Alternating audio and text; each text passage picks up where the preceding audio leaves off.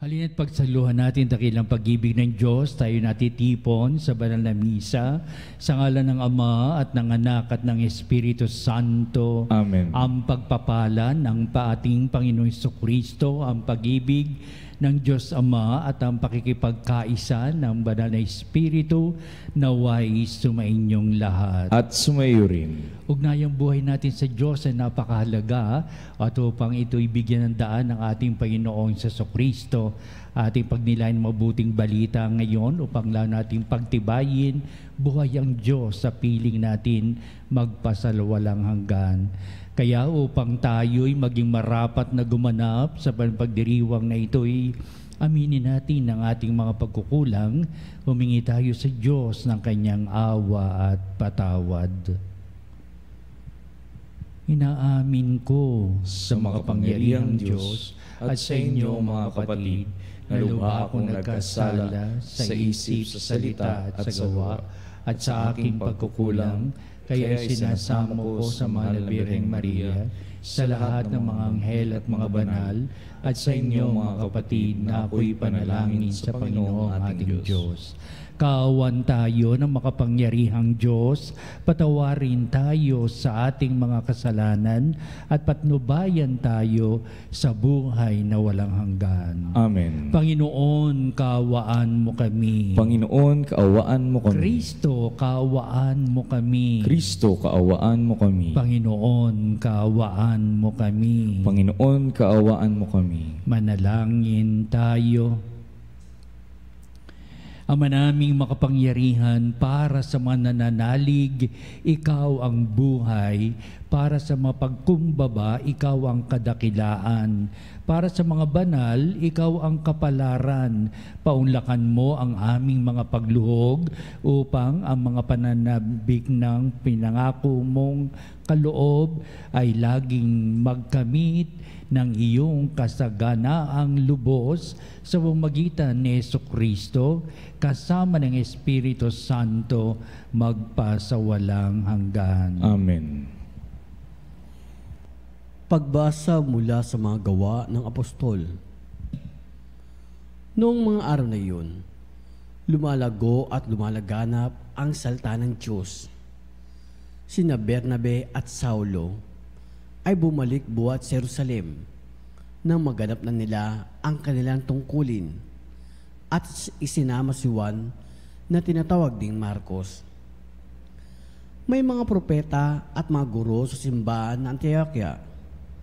Kabilang dito sina Bernabe, Simeon na tinaguriang Negro, Lucio na taga Cirene, Saulo at Manain, kababata ng tetrarkang si Herodes. Samantalang sila'y nag-aayuno at sumasamba sa Panginoon, sinabi sa kanila ng Espiritu Santo, ibukod ninyo sina Bernabe at Saulo. Sila'y nirang ko para sa tanging gawaing inilaan ko sa kanila. Pagkatapos nila mag-ayuno at manalangin, ipinatong nila sa dalawa ang kanilang mga kamay at sila'y pinayaon. Kaya't bumaba sa Lucia sina Bernabe at Saulo na sinugo ng Espiritu Santo at buhat dooy naglayag patungong Sipre. Nang dumating sila sa Salamina, ipinayag nila ang salita ng Diyos sa mga sinagoga ng mga Hudyo roon. Kasama nila si Juan Marcos bilang katulong. Ang salita ng Diyos. Salamat sa Diyos. Naway magpuri sa iyo ang lahat ng mga tao. Naway magpuri sa iyo ang lahat ng mga tao. O Diyos, pagpalaing kami't kabagan. Kami, Panginooy, iyong kaawaan. Upang sa daigdig, mapatidan lahat ang iyong kalooban at ang pagliligtas. Naway magpuri sa iyo ang lahat ng mga tao. Naway purihin ka ng mga nilikha, pagkat matuwid kang umatol sa madla. Ikaw ang patnubay ng lahat ng bansa. Naway magpuri sa iyo ang lahat ng mga tao. Purihin ka nawa ng lahat ng tao. Purihin ka nila sa lahat ng dako. ang lahat sa amin iyong pinagpala. Naway igalang ka ng lahat ng bansa. Naway magpuri sa iyo ang lahat ng mga tao.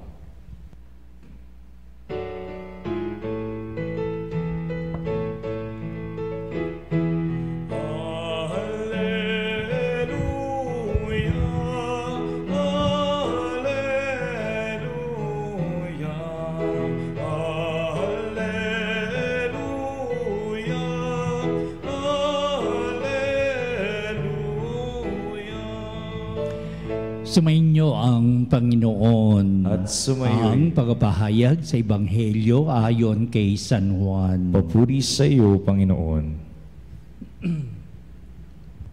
Noong panahon yon, malakas na sinabi ni Jesus, ang nananalig sa akin na hindi lamang sa akin nananalig, kundi pati sa nagsugo sa akin. At ang nakakita sa akin ay nakakita sa Kanya. Ako'y naparito bilang ilaw ng sanglibutan upang hindi manatili sa kadiliman ang nananalig sa akin. Kung mapakinggan nino man ang aking mga salita, ngunit hindi niya tuparin ito, hindi ko siya hahatulan, sapagat naparito ko hindi upang hatulan ang sanglibutan, kundi upang iligtas ito. May hahatol sa sinumang magtakwil sa akin at hindi tumanggap sa aking mga salita. Ang salitang ipinahayag ko ang hahatol sa kanya sa huling araw. Sapagat hindi ako nagsalita sa ganang sarili ko lamang, kundi ang amang nagsugo sa akin ang siyang nag-utos kung ano ang aking sasabihin at ipahahayag. At alam kong ang kanyang utos ay nagbibigay ng buhay na walang hanggan, kaya't ang pinasasabi ng Ama ang siya kong sinasabi. Ang mabuting balita ng ating kaligtasan. Pinupuri ka namin, Panginoong Hesukristo. Ano kaya nasa isipan ng mga alagad noong una nilang mapakinggan ang ganitong ipinapahayag ng ating Panginoong Jesucristo? Siyempre, iba-iba ang kanila sa isipan. Merong ayaw tumanggap sa mga salita ni Jesus. Iba naman ay tahimik lamang at nagninilay-nilay at nagtatanong sa kanilang sarili, ano kaya ibig sabihin ni Kristo tungkol sa Ama at tungkol sa kanyang sarili, tungkol sa nananalig sa Ama at para bang kilalanan niya ang Ama. Ito ating pick-up line.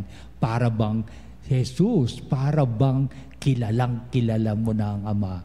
Kaya nagdaan ng maraming panahon, may 2,000 taon na nakalilipas nang mapakinggan ng mga alagad, 10 na mga Hudyo kung ano ang nilalaman talaga ng mga salita ni Jesus. At nasa isipan nila, anong nasa isipan ni Kristo na parang inaari na niya ang Diyos. Parang kilala na niya ang Diyos. Tumakbo ang maraming panahon, ang maraming kasaysayan sa buhay ng ating Jesucristo. Nagpatuloy si Kristo sa kanyang mga pangangaral, nagpahayag ng tungkol sa salita ng Diyos, nagbigay halaga sa mga gawain ng pagtulong sa kapwa, sa mga may sakit, may mga karamdaman. Nagpaliwanag si Kristo tungkol sa mga gawaing ito. Binatikos ni Kristo ang mga ibang mga tao, mga Pariseyo, mga Saduseyo, at yan ang mga pangyayari sa buhay ni Kristo upang heto ngayon, nasaksihan nila ang pagpapakasakit, ang kamatayan sa krus ng ating Jesucristo, at ito na nga dumating sa kanilang kaalaman tulad ng sinasabi ni Kristo noon, pagkalipas ng 3 araw, ako'y muling mabubuhay. Isa pa rin pala isipan ang mga bagay ito sa mga alagad. Heto na ngayon ating mabuting balitang produkto ng si Kristo. Pagkalipas ng kanyang pagpapakasakit, kamatayan, ito na ang diwa ng kanyang muling pagkabuhay. na inaalaala ng mga alagad, ng mga Hudyo, sa lahat na nakarinig sa ating Panginoong ang ganitong mga pick-up lines nila. Parang nangungusap ang Diyos sa ginagamit ang bibig ni Kristong taga Nazaret upang sabihin, how close is Jesus with God the Father? How close are they? How close is Jesus Christ speaking about the Father in many ways? Sa muling pagkabuhay ni Kristo, doon na pagtanto ng mga alagad, ng mga mananampalataya na nakarinig sa ating Panginoong Kristo. Balikan ang mga pangyayari ng pahayag tungkol sa Diyos ng ating Panginoong Kristo at sa diwa ng muling pagkabuhay ni Kristo. Ito ang napakagandang himalang nangyari, nababago ang kanilang pananaw sa pagtanggap nila sa ating Panginoong Kristo. At ang pick-up line siguro nila, itong mga bagay na sinambit ni Kristo ay talagang kahali-hali na ngayong dumarating sa amin, may iba yung kahulugan. Merong ibig sabihin, tinatanggap namin sa muling pagkabuhay ni Kristo sapagat siya'y binuhay muli ng Ama. Ang kanyang mga salita ay may dating na sa atin. Kanyang mga salita ay tunay na totoo na nagbibigay halaga. Tunay ngang si Jesus ay nanggaling sa Ama. Tunay ngang si Jesus ay pinagpapala higit sa lahat ng Ama, at ang lahat ng ipinapahayag ni Kristo tungkol sa Ama, iyan ay totoong totoo. Naroon ang kanilang lubos na pagtanggap sa muling pagkabuhay ng ating Panginoong Kristo. Ito ang nilalaman ng kanilang pahayag, tunay ngang si Jesus ay muling nabuhay. Una, ang pahayag ni San Juan sa ating kababasa lamang mabuting balita, nakita na ni Jesus ang Ama at ipinakikita ito sa mga mananampalataya upang sabihin nila, oo, makikita rin natin ang Diyos. Kung hindi man ngayon, siguro bukas o sa pagdating ng panahon, habang kinikilala natin si Kristo, makikilala natin kung ano o sino ang Diyos Ama. Iyan ang unang naging batayan nila. Tunay ngang muli na buhay si Jesus at ibig ni Jesus na tayo mapalapit sa Ama, nakikita niya ang Diyos upang sabihin sa atin, makikita natin ang Diyos. Bakit ang hindi? Maniwala lang tayo kay Kristo sa kanyang muling pagkabuhay. Kaya ipinakita nga ng ating Panginoong Kristo sa pagdating ng panahon, kung hindi pa at talagang kulang pa ang kanilang pananampalataya o kulang pa ang kanilang kaalaman sa ating Panginoong Kristo. Pero ang mahalaga dito, tunay ngang panghawakan natin ang sasabi ni Kristo, makikita natin ang Diyos sa tanang ating buhay. Ito ang bibinigyan natin ng unang makahulugang binabatay sa pahayag ng ating Panginoong Kristo. Ikalawa, kung makikita mo si Kristo sa kanyang maipinapahayag, may dating ang kanyang mga salita, ito ang magbibigay sa atin ng buhay na dakila upang ang kadiliman ay hindi manaig sa kaliwanagan, upang patuloy na magwagi ang kabutihan, kabanalan laban sa kasamaan ng daigdig na ito. Kaya pinahayag ng mga alagad sa kanilang paniniwala sa muling pagkabuhay ni Kristo upang sabihin, naggapi ni Kristo ang kamatayan, na noon ang kaisipan natin, pag may kamatayan ay may kasalanan. Ibig sabihin, naggapi ni Kristo na labanan niya ang kamatayan. Kaya ngayon, nalabanan niya ang kasamaang umiiral sa daigdig na ito.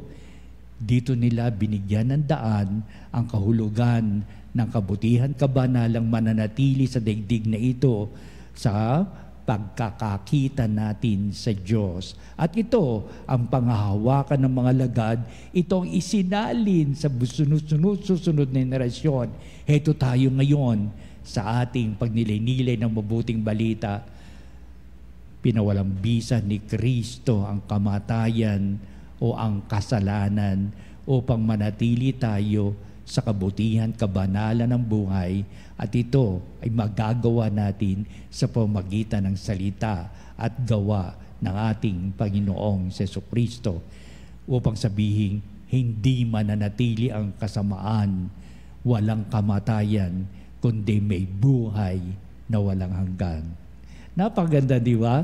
Kung paano nila pinanindigan, tunay ang si Jesus ay muling nabuhay, sapagkat ang nangyari kay Kristo, pinawalang bisa niya ang kamatayan, walang bisa na ngayon ang kasamaan at kasalanan, nagwagi ang kaliwanagan sa buhay nito, upang sabihin, tunay ang si Jesus ay muling nabuhay. Sa uling bahagi natin mabuting balita, ay meron tong dakilang pagtatampok sa Diyos na pinakilala o sa Diyos ng buhay at pagpapala sa kaliwanagan, upang ipahayag mayroong buhay na walang hanggan. Noon sinasabi ng ating Panginoon sa mga bagay nito na siya nabubuhay pa, pero may kahalong pag-aalilangan sa mga taong nakikinig sa Kanya na hindi nila malubos na maunawaan. Pero sa muling pagkabuhay ni Kristo, unti-unti na naliwanagan, si Kristo ang maghahatid sa atin sa buhay na walang hanggan. Ibig sabihin, hindi natatapos sa kamatayan ang buhay ng tao, na hahantong sa kamatayan. Kung wala namang kamatayan, ibig sabihin, meron tayong tatahakin pambuhay na walang hanggan. Sa kabilang buhay, narito ang buhay na walang hanggan, kapiling natin ang Diyos, sapagkat ang Diyos ay may buhay na walang hanggan.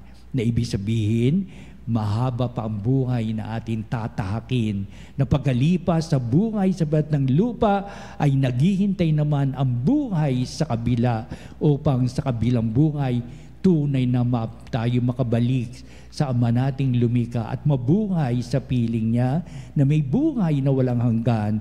Kay palay ang mga nananalig sa Diyos ay magtatamo rin ng buhay na walang hanggan. Bilang pangako ng ating Panginoong Kristo nung siya nagpapahayag na araw mabuting balita nung siya nabubuhay pa, sa kanyang muling pagkabuhay, lalo niyang pinagtibay ito upang sabihin, babalik ako sa Ama at pagkakalooban tayo ng buhay na walang hanggan. Sa kabuuan ng ating mabuting balita, may halaga at kahulugan ng buhay na pinapahayag ni Kristo. May pagpapalang handog ang Diyos ay na ipagkakaloob sa mga taong nananampalataya, lalong-lalo na ang naninindigan sa kaliwanagan, sa pagtalikod sa kadiliman o kasamaang ng buhay na umiiral. At ang buhay na walang hanggan ang siyang ipinangakong darating para sa atin sa pagdating ng panahon na tayo ay sa kabilang buhay, kapiling ng Diyos ngayon at magpa sa walang hanggan. Amen.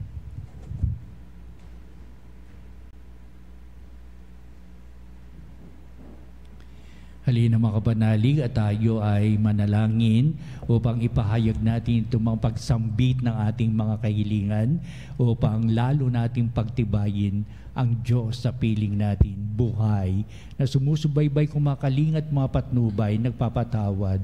Ang ating mga kahilingan, ating pong itutugon.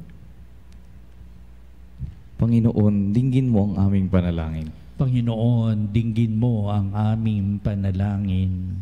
Ang Santo Papa at mga obispo, naway patuloy na magpahayag ng mabuting balita ng muling pagkabuhay ni Kristo. Manalangin tayo sa Panginoon. Panginoon, dinggin mo ang aming panalangin. Ang mga pinuno ng pamahalaan, naway tularan ng abag at kabutihan ni Jesus sa pangangalaga sa maging sa kanyang pinakaabang kapatid. Manalangin tayo sa Panginoon. Panginoon, dinggin mo ang aming panalangin. Ang mga mamayan na mga mahihirap na bansa, naway maakit na lumapit kay Jesus na naging isang dukha para sa ating kapakanan. Manalangin tayo sa Panginoon. Panginoon, dinggin mo ang aming panalangin. Ang mga may sakit at mga may mabibigat na pasanin sa buhay, naway maadama ng katanging-tanging pag-ibig at pangangalaga ng Diyos sa kanila. sa pamamagitan ng pagmamalasakit na nagmumula sa kanilang mga pamilya. Manalangin tayo sa Panginoon. Panginoon, linggin mo ang aming panalangin. Ang mga namayapang tapat sa Panginoon, naway itaas sa walang hanggang kaligayahan sa langit. Manalangin tayo sa Panginoon. Panginoon, linggin mo ang aming panalangin. Manalangin din tayo sa lahat ng ating mga sariling kahilingan. Makapanalin at itataas ang ating mga kahilingan at ito'y pakikinggan ng Diyos at ilalaan niya ang kanyang sarili para sa ating kapakanan sa maraming pagtugon sa lahat ng ating mga pagsambit ngayon ng ating mga kahilingan. Kaya ang mga pagkalooban mo kami ng iyong mapagpalang pag-aaruga sa patuloy naming pagsisikap upang maunawaan namin ang salita at gawa ng iyong bugtong na anak upang siyang maging aming pinanununtunan at patnubay, sandigan at siyang naging buhay pagpapala para sa amin hanggang sa buhay na walang hanggan. At ang lahat na ito hiniling namin sa pamamagitan ni Kristo ang ating Panginoon. Amen.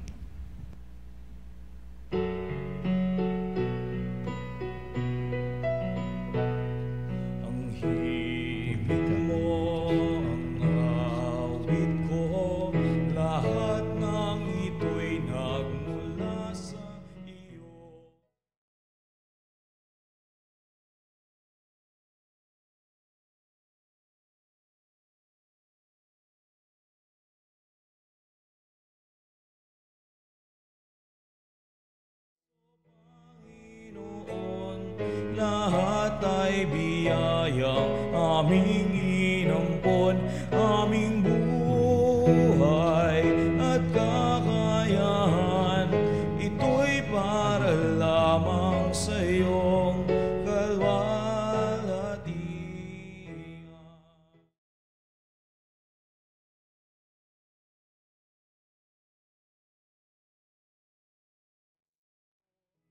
Mata mo lamang ang pag-ibig mo, lahat ay Manalangin kayo mga kapatid upang itong ating paghahain ay maging kalugod-lugod sa Diyos amang makapangyarihan. Tanggapin nawa ng Panginoon itong paghain sa iyong mga kamay sa kapurihan niya at karangalan sa ating kapakinabangan at sa buong sambayanan niyang banal. Ama naming lumikha sa paghahain ng banal na pagpapalitan ng iyong mga kaloob at ng aming alay, kami pinapagsasalo mo sa iyong buhay na namumukod tangi at walang kapantay.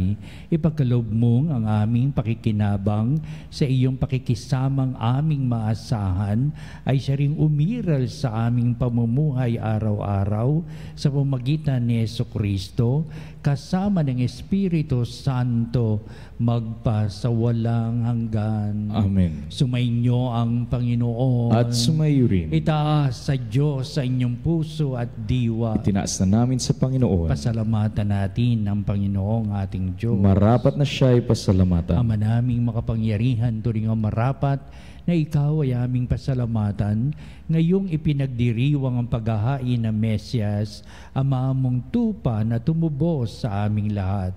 Siya ay talagang maasahan at ang katapatan niya sa pananagutan ay siyang bumago sa dating pamumuhay sa sangkatauhang namihasa sa pagkasalawahan. Ang dangal ng tao ay ganap na itinampok upang mamana namin sa pakikipagkapatid kay Jesus. Kaya kaisa ng mga anghel nang sisiawit ng papuri sa iwalang humpay sa kalangitan, kami nagbubunyi sa iyong kadakilaan.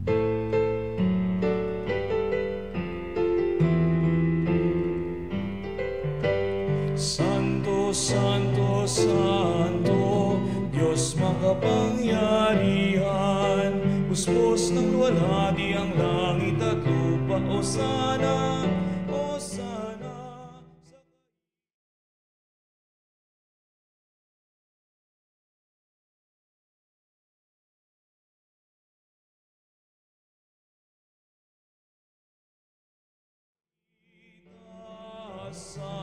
Hosana, Hosana sa kaitaasan.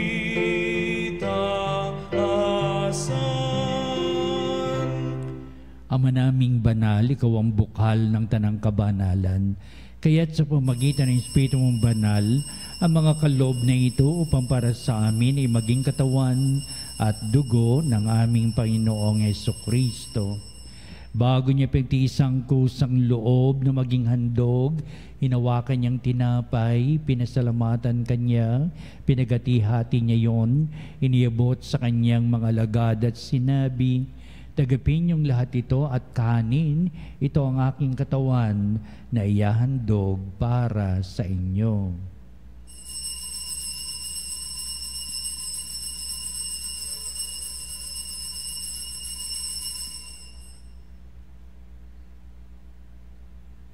Gayun din naman, pagkatapos ng hapunan, hinawakan niya ang kalis, muli kanyang pinasalamatan, inibot niya ang kalis sa kanyang mga alagad at sinabi, "Tagapin niyong lahat ito at inumin ito ang kalis ng aking dugo, ng bago at walang hanggang tipan, ang aking dugo na ibubuhos para sa inyo at para sa lahat sa ikapagpapatawad ng mga kasalanan.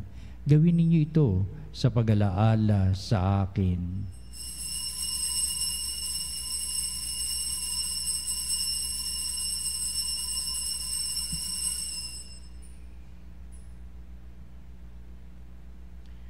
Ipagbunyi natin ang misteryo ng pananampalataya. Si Kristo ay gunitain, sarili ay inihain, bilang pagkain inumin, pinagsasaluhan natin, hanggang sa siya'y dumating.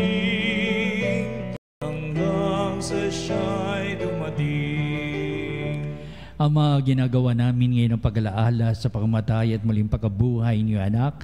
Kaya tinialay namin sa iyo ang tinapay bibigay buhay at ang kalis na kakaloob ng kaligtasan. Kaming papasalamat dahil kami minarapat na tumayo sa harap mo para maglingkod sa iyo. Sinasamo namin kami magsalo-salo sa katawan dugo ni Kristo ay mabuklod sa pagkakaisa sa pamamagitan ng Espiritu Santo. Ang malingapi mo yung simbahang laganap sa buong daigdig, puspusin mo kami sa pag-ibig, kaisa ni Francis, na aming Santo Papa, si Ernesto, na aming Obispo, at ng Tanang Kaparian. Alalahanin mo rin ang aming mga kapatid na nahimlay, na may pag-asang sila'y muling mabubuhay, gayon din ang lahat ng mga pumanaw. Kaawaan mo sila at patuloyin sa iyong kaliwanagan. Kaawan mo at pagindapatin kaming lahat na makasalo sa iyong buhay na walang wakas, kaisa ng mahal na Birheng Maria, ina ng Diyos, si San Jose na kanyang dakilang kabiyak ng puso, at ang lahat ng mga apostol at mga banal na namuhay dito sa daigdig ng kalugod-lugod sa iyo. Maipagdiwang nawa namin ang pagpupuri sa ikararangal mo sa pamamagitan ng iyong anak na aming Panginoong Hesukristo. Sa pamamagitan ni Kristo, kasama niya at sa Kanya, o Diyos amang makapangyarihan, ikaw ay pinupuri at ipinagdarangal kaisa ng Espiritu Santo magpasawalang hanggan.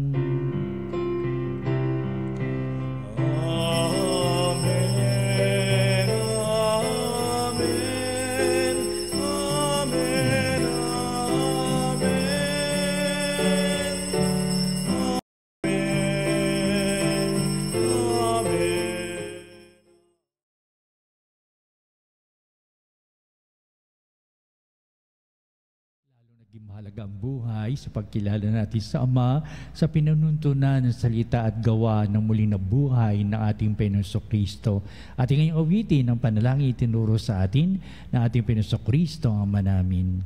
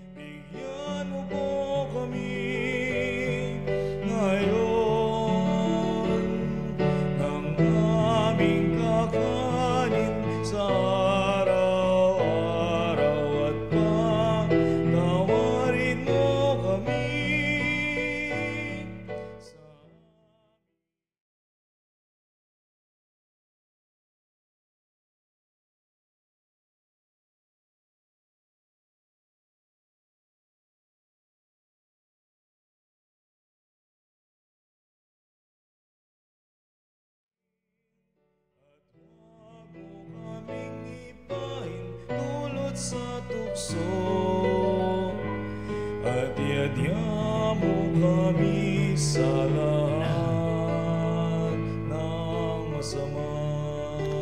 Hinihiling namin kami adya sa lahat ng masama, pagkalooban ng kapapayan na araw-araw, iligtas sa kasalanan, tiliyo sa lahat ng kapamakan, samantalang aming pinanabikan ang dakilang araw ng pagpapahayag ng tagapagligtas naming si Jesucristo. Sapagkat sa iyo ang kaharian at ang kapangyarihan at ang kapurihan magpakailanman. Amen. Pinoso Cristo, sinabi mo sa mga apostol, kapayapaan iniiwan ko sa inyo, ang aking kapayapaan ang ibinibigay ko sa inyo. Tunghayan mo ang aming pananampalataya at huwag ang aming mga pagkakasala.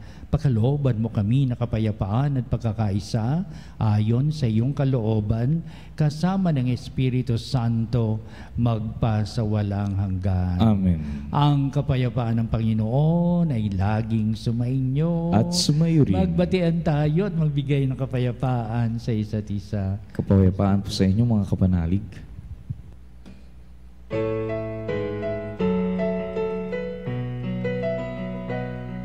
Kordero ng Diyos na nag-aalis ng mga kasalanan ng mundo, maawa ka sa amin.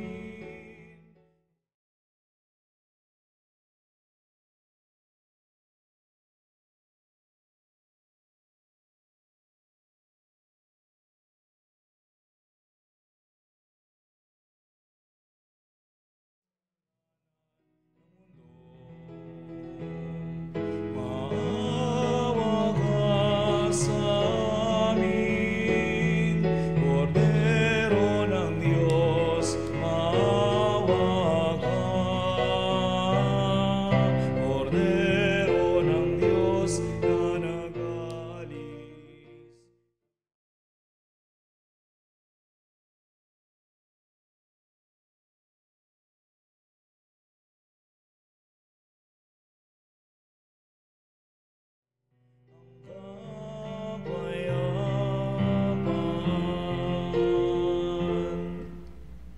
Tunghayan natin ang ating Panginoong Jesucristo, ang dakilang pag-ibig ng Ama. Siya na nag-aalis ng mga kasalanan ng sanglibutan, makapalad na matinatawag sa piging ng Kordero.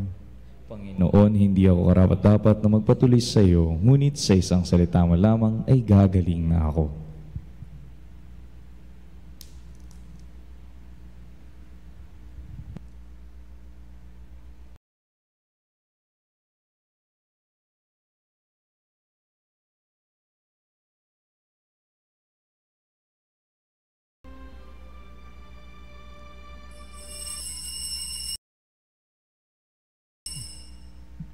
Mga kapanalig, ating dasalin ang komunyong espiritual. O Jesus, nananalig ako sa pananahan mo sa kabanal-banalang sakramento. Minamahal kita higit sa lahat at hangad ka ng aking kaluluwa. Hindi ko man matatanggap ngayon ang iyong katawan at dugo, inaasahan ko na patuloy kang mamumuhay sa aking puso. Naniniwala ako na narito ka at kaisa ka ng aking buong pagkatao. Huwag mong ipahintulot na mawalay ako sa iyo. Amen. Panalangin sa Birhen ng Katotohanan. O Birhen ng Katotohanan, Ina ni Jesus, ang kataong taong salita, salamat sa iyong anak. Tinatanggap ko siya bilang aking katotohanan at kaligtasan. Sa pakikinig sa salita ng Diyos, tulungan mo akong maging malaya. Sa oras ng paghirap at pagsubok, linawin mo sa akin na nasa krus ang tagumpay. Sa aking paglalakbay, akayin mo ako sa buhay ng paglilingkod at buhay na ganap at kasiyasiya. Kupkupin mo ako at ang aking mga kapanalig na nakikinig, natututo at nagmamahalan. O Maria, Birhen ng Katotohanan, ipanalangin mo kami. O Jesus, ikaw ang daan, ikaw ang katotohanan, at ikaw ang buhay. Ligtas mo kami. Amen. Amen. Manalangin tayo. Ama naming mapagmahal, manatili kang kapiling ng iyong sambayanan na ngayon pinapakinabang mo sa iyong sariling buhay at gawin mong kami pastulong na makahakbang mula sa dati naming pagkamakasalanan patungo sa pagbabagong nagdudulot ng iyong kabutihan sa pamamagitan ni Jesucristo kasama ng Espiritu Santo magpasawalang hanggan. Amen. Susunod po natin ang tanod sa kabalban ng sakramento at pagtatangal at kalakipang ating pong panalangin. At sa bandang huli, ito ang magbibindisyon sa atin bilang pagtatapos nitong ating pagdiriwang ng banal na misa. Isang munang pong patalastas. Magkakaroon po tayo ng misa ng nobenaryo na magsisimula sa ikadalawang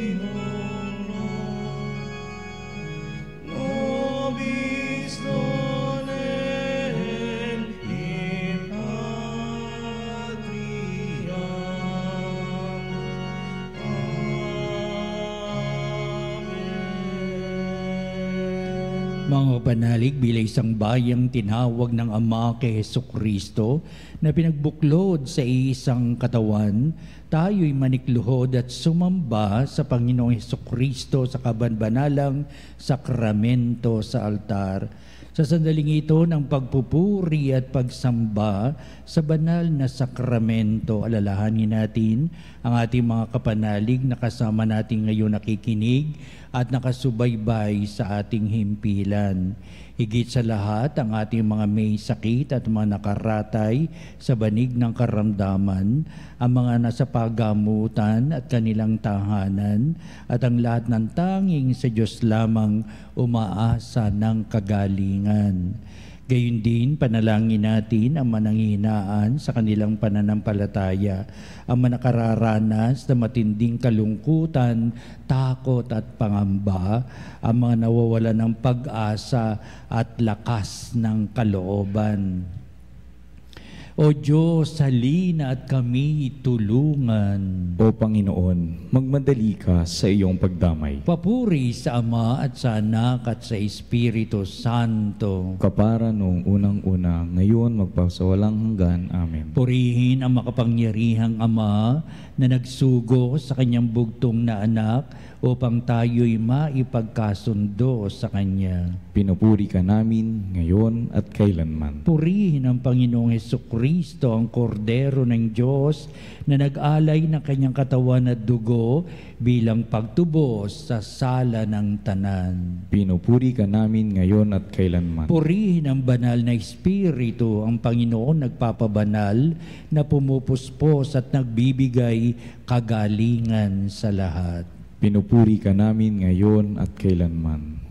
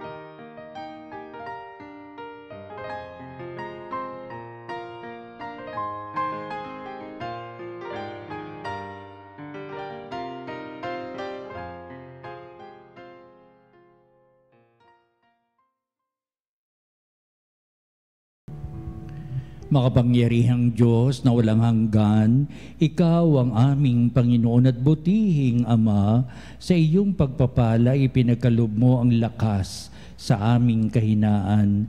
Tunghayan mo po na may kagandahang kalooban ang iyong mga lingkod na may sakit at karamdaman, ang manababalisa at nawawala ng pag-asa, ang manatatakot at nalulumbay at may matitinding suliraning taglay at pinagdaraan ng hirap sa buhay at ang mga nasa bingit ng kamatayan. Pagalingin at aliwin mo po sila sa kanilang mga karamdaman at ibalik sa kalusugan at kapanatagan ng kalooban upang mabatid nila ang iyong kabutihan at sila'y magpasalamat sa iyong banal na pangalan. Hinihiling namin ito sa pamamagitan ni Hesukristo na aming Panginoon. Amen. Panginoon, nagsusumamo kaming dalawin ang tahanang ito at alisin mula rito ang lahat na mapanirang kapangyarihan ng kaaway. Mananawa rito ang iyong mga anghel at banal upang panatilihin kami sa kapayapaan at sumaaminawang lagi ang iyong pagpapala. Hiniling namin ito sa pamamagitan ni Kristo ang ating Panginoon. Amen. Gawaran nawa tayo na makapangyarihang Diyos ng kapanatagan ng kalooban at mapayapang buhay. Amen.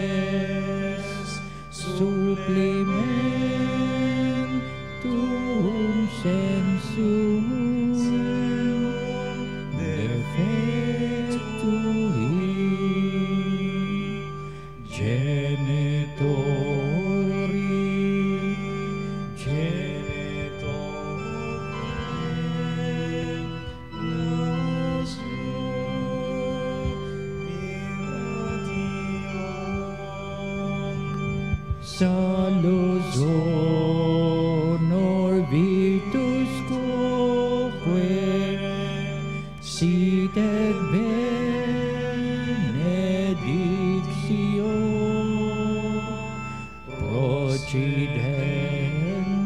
procedentis ab ultroque comparsit laudatio.